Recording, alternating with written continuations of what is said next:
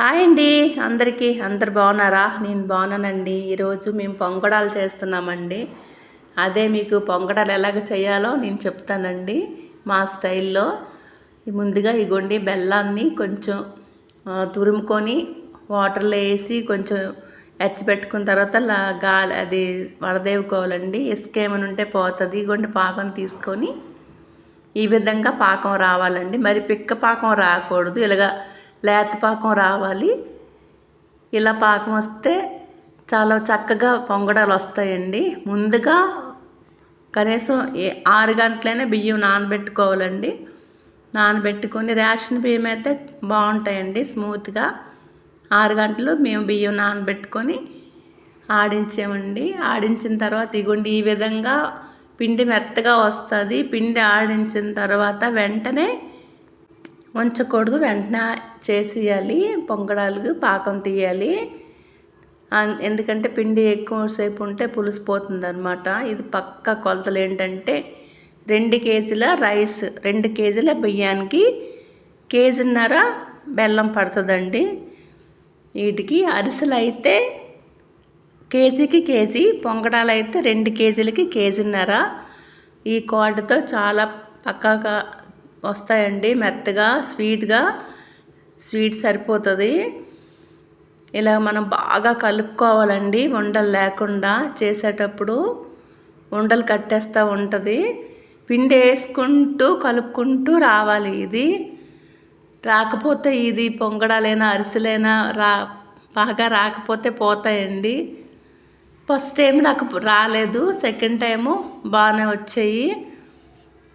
దీపావళికి అండి ఇవి. ఆర్డర్ వస్తేనే ఏవైనా చేస్తాను. ఇవి బాగానే వచ్చాయండి. ఇక కొంచెం ఇది ముద్ద కొంచెం చిక్కగా అయిపోతుంటే పక్కన వాటర్ వేసి పెట్టుకొని కొంచెం బాయిల్ చేసి ఆ వాటర్ ఇందులో వేసుకుంటూ పొంగడాలు వేస్తుంటే ఆ వాటర్ వేస్తూ ఉండాలి, లేకపోతే చిక్కగా అయిపోతాయి. ఆయిల్ పెట్టుకొని ఆయిల్ మరిగిన తర్వాత ఇగోండి ఒక పక్క హాట్ వాటర్ కొంచెం అలాగే వేస్తూ ఉండాలి, బాగా కలుపుకుంటూ. ఇది ఉండలు కట్టకూడదు. పొంగడాలు అంటే పెద్ద ప్రాసెస్సే, రాకపోతే పాడైపోతాయి. పాకంలోనే ఉంటుందండి ఇది. ఇందులో కొబ్బరి ముక్కలు కూడా వేసుకోవచ్చు. నేనైతే ఏమీ వేయలేదండి. ఇలాగా ఇది గుంతకంట అంటారు కదండి, అదే లోతు గరిటతో, ఆ గరిటతో వేసుకోవాలి. మనకి ఏ సైజు కావాలంటే ఆ సైజు ఆ గరిటతో వేసుకుంటే చాలా బాగా వస్తాయి.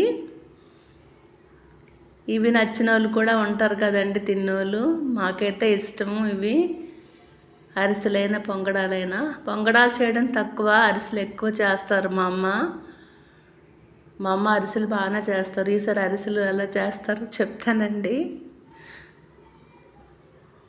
ఇగోండి అలాగే వేసుకుంటూ ఉండాలి, అడుగు అంటకూడదు. వేసిన తర్వాత వెంటనే అది పైకి వచ్చేయాలి. అప్పుడు టర్న్ చేసుకోవాలి. తర్వాత ఇంకోటి వేసుకుంటూ రావాలి.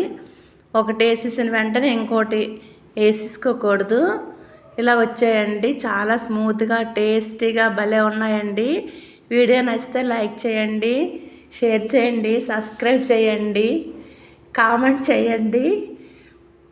ఇలాగ ఒక్కొక్కటి వేస్తూ ఉండాలండి. ఒకటి తీస్తూ ఒకటి వేస్తూ ఉండాలి, అలా అంటిపోకుండా వాటర్ వేస్తూ ఉండాలి చక్కగా వస్తుంటే. అన్నీ బాగానే వచ్చాయండి. ఓకేనండి, బాయ్ అండి.